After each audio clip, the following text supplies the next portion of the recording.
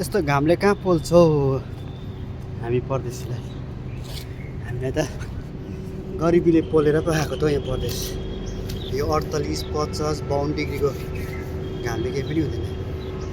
हामीलाई त त्यो गरिबीले साह्रो पोलेर परदेश ल्याएको त भन्छ नि कतिले फेरि गऱ्यो भने त गाउँमै छ भन्छ नि। तर जसको फाउन्डेसन राम्रो छ, जग राम्रो छ, तिनीहरूको मात्रै हुन्छ। जो पढालेखा हुन्छ, जो पहिला पहिलाको अब उनीहरू बुद्धिजीवी पढालेखा भयो, अलिक बाटो चङ्गो भयो, जसको पैसा रुपियाँ छ, जसको जग्गा जमिन छ, जसको उयो छ, तिनीहरूले पो केही गर्नु सक्छ, जो दिमागवाला छ है।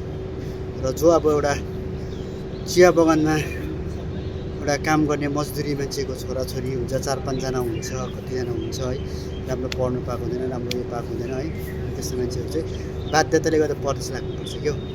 त्यस्तो कतिजना छ त्यो के हो हामी त्यो भन्छ नि गाउँमा हुँदैन साथी हो। गऱ्यो भने गाउँमै पनि हुन्छ कि हुन्छ। त्यो अब उपरवालाको हातमा छ, एउटा ज्याकपोट लाग्छ नि, त्यस्तो मात्रै हो। केही गरेर केही दिमाग लगाएर केही आफ्नो ब्याकिङ सपोर्ट हुनुपर्छ क्या। ब्याकिङ सपोर्ट बिना केही पनि हुँदैन।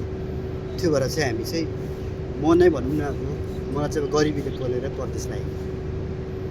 यो 40, 50 होइन, यो 52 डिग्रीको घामले केही पनि हुँदैन। त्यो अलरेडी हामीलाई गरिबीले पोलेर चाहिँ हामी परदेश लागेको है।